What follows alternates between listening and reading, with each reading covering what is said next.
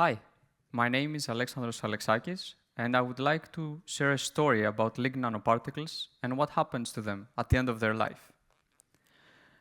When we think of plastics, we think of durability, microplastics drifting in oceans for decades.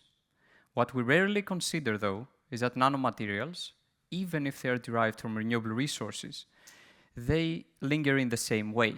Imagine tiny invisible particles entering ecosystems and never truly going away. This is a hidden side of sustainability, making materials that are useful in life, but also safe in death.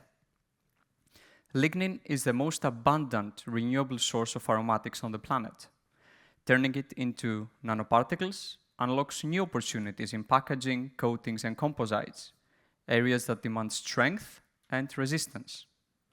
If we can further cross-link these nanoparticles, we can make them even more resistant and tougher. But what happens when these nanoparticles reach their end of life? Without an answer, we risk creating a new type of persistent nanoplastic. This is where I revisited an old tool with a new purpose: ozonolysis.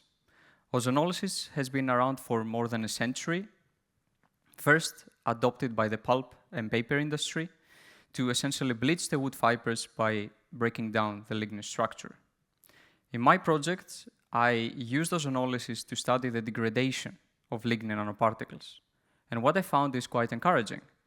Despite their chemical toughness, both regular and highly cross-linked lignin nanoparticles can degrade in exactly the same way.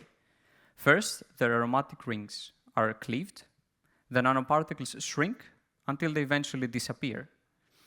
In other words, we can transform these highly robust and resistant nanoparticles into smaller, more manageable fragments. And my vision is to take ozonolysis beyond degradation, use it as a gentle modification strategy that we can use to prepare circular lignin nanomaterials.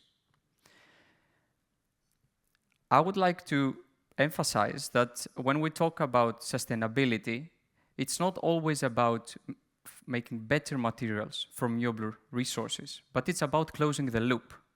So with one hand, when you have lignin nanoparticles and revisiting ozonolysis in a new way, we can ensure that we can balance durability with degradability, making sure that what we create today does not become the waste of tomorrow. Thank you.